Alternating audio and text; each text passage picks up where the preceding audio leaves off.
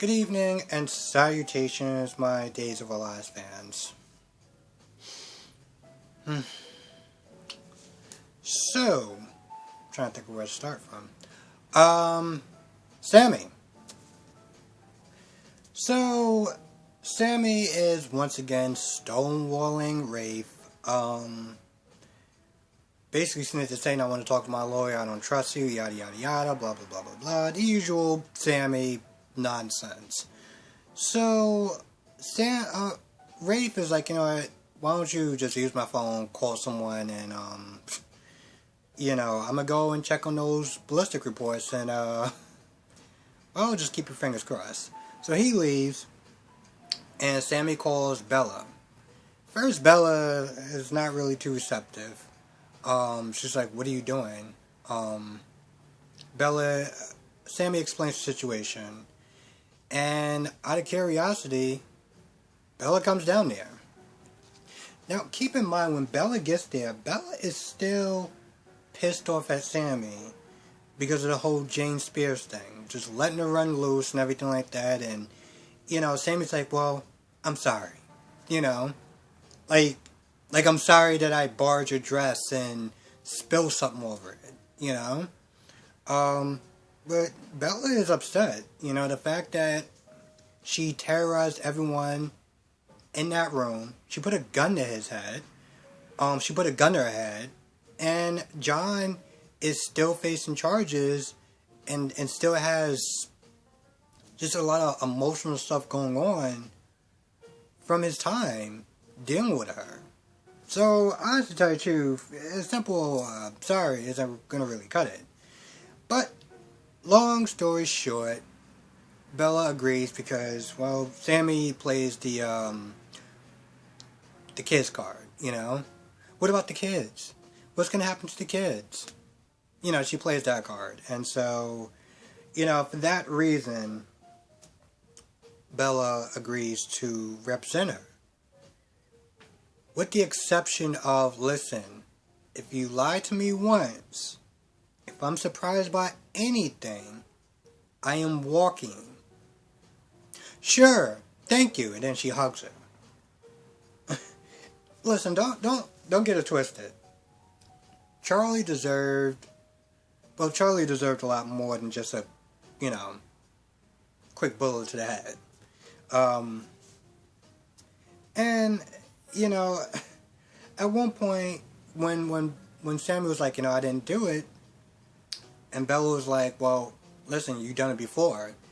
And she named X amount of people, and she named the one guy who was bragging around town why he did it, and, she took care of that. So, listen, I don't know about the other cases, I can't really speak for them, but that guy, he definitely deserved it. The one that was bragging about what he did to Sammy, so, I'm totally 100% okay with that. But yeah, Bella's like, listen, do not lie to me. Rafe comes back, and Bella's like, yep, I'm representing her, and, from what she tells me, you don't have a case, you don't have any evidence, so we're gonna go. And Rafe is like, yeah, no. So I got the, preliminary results back, and, here's the thing. Her prints are on there. You want to explain why your prints are on a gun? Mind you, Bella was like, well, it doesn't matter about the gun because she says she didn't touch it.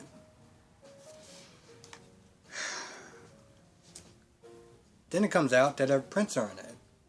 And she takes one look at Sammy.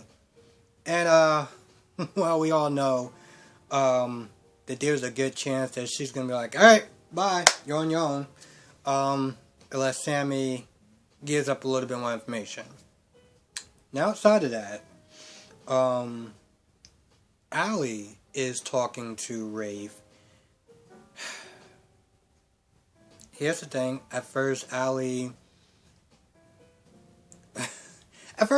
not there trying to defend, Sammy, and, she's still upset about the fact that she didn't get justice for what Charlie did. Um, but then at some point, Allie's like, well, Rafe, can't you just let this go? You know, just forget it all happened. I'm sitting there thinking, Allie, listen, I get that Charlie was a POS and the world is a much better off of a place without him. And I'm 100% with you. But are you really just gonna tell the police commissioner, oh, you can just let it go, just pretend it didn't happen, just drop it? You know, when Allie starts saying things like that, it reminds me of when Ava took the gun away from her and, you know, told her to leave. And then Allie came back and was like, well, can I have my gun back because it's not really mine. It's my grandmother's.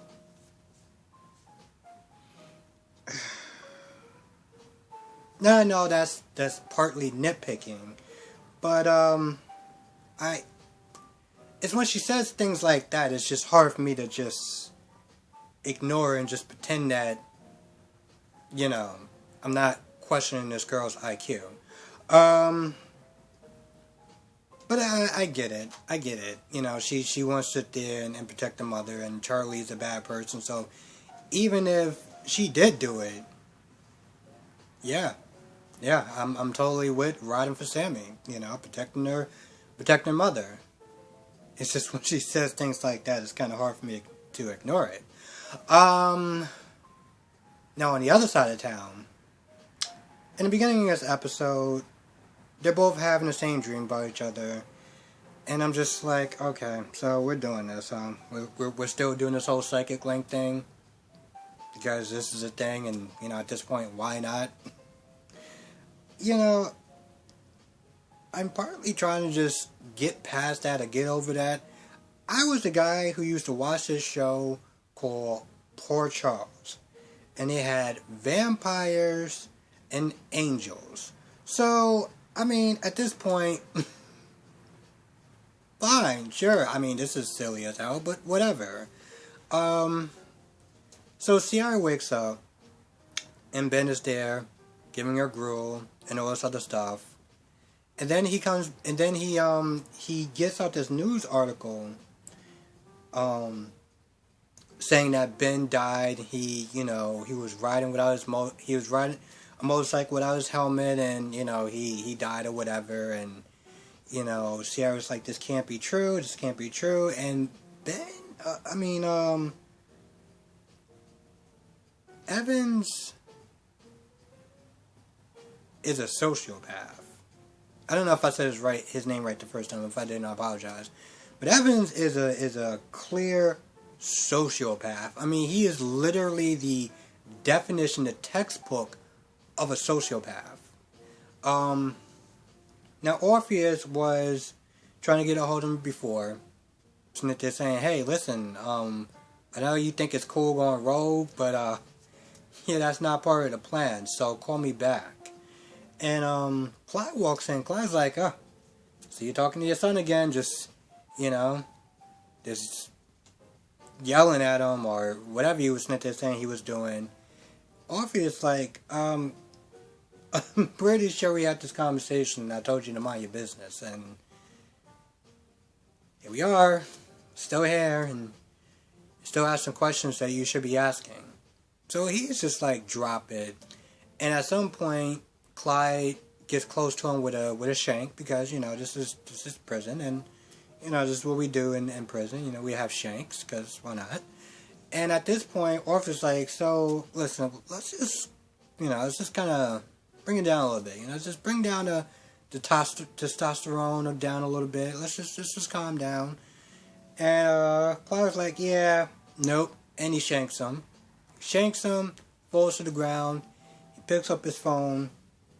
He calls Evans back, and he's like, so I'm the new guy, and I just want to make sure that this plan is getting carried out. So I'll just tell a little bit more about this plan, and, you know, where are you? And you know, Evans is just like, listen, I'm not turning her over. I got her right where I want her. I want to watch her suffer. I want to watch her cry. I want to watch her and be sad and in agony. And I'm just like, man, you are a sociopath. Why didn't this guy not get the electric chair? I mean, I don't think that would help. Honestly, to tell you the truth, I think that prison, being in jail for life is a lot better, but damn. You are the exact reason why prisons are made. Dude was, wow. Anyway, he's like, yeah, I'm not doing it. The plan, screw my dad's plan. We're doing this my way. And he hangs up the phone. Now Ben calls Marlena. Marlena's with John. And, Ben is like, listen, you need to hypnotize me.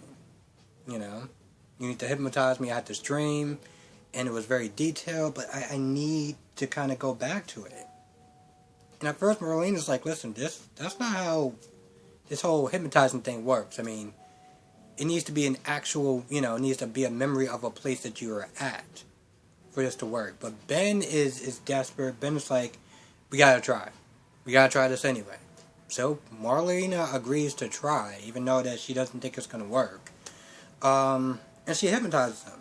She hypnotizes him, and he describes the room again, and describes the book, and I'm not gonna lie, I was kind of just like, yep, yeah, I feel like we done been right through this, so part of me's like, yep, ugh, man, we done feel like this deja vu over again.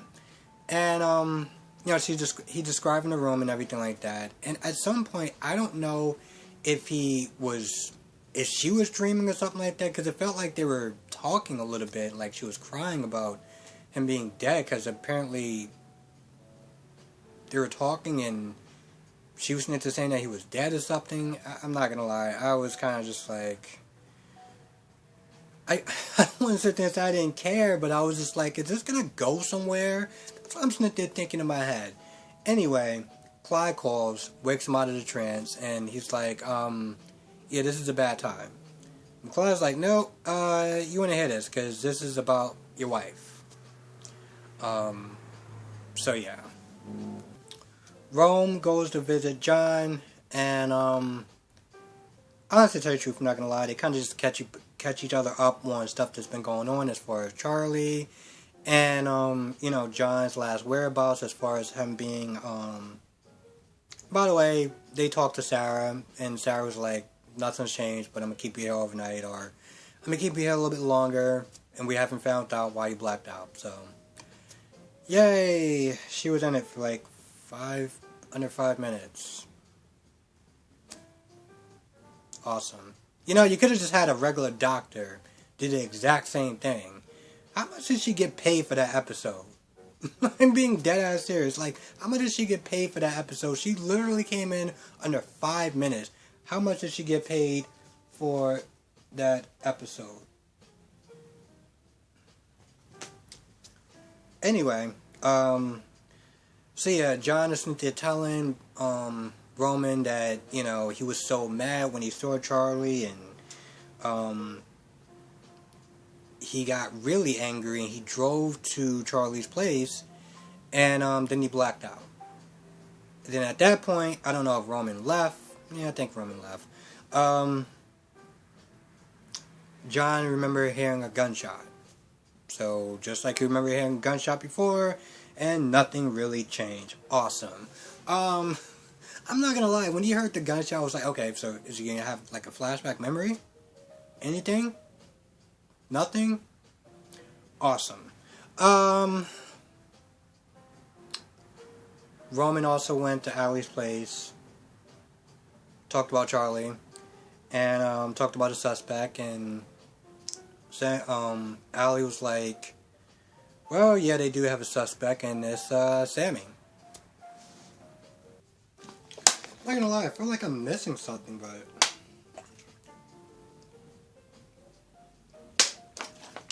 for the life of me, I can't remember what it is. I think that's the majority of the episode. Like I said, it wasn't really bad. It was just like, alright, there was some interesting stuff, and then it was just a lot of nothing, and then honestly, to tell you the truth, I'm not gonna lie. I feel like in a lot of ways that this episode was just skippable. Like nothing major happened, and I mean, we knew that Sammy was holding a gun, but now Rafe knows that Sammy was holding a gun. So I guess that's the new thing that happened. And yeah, Evans is still a sociopath, and I don't really feel like they're any closer to finding Ciara.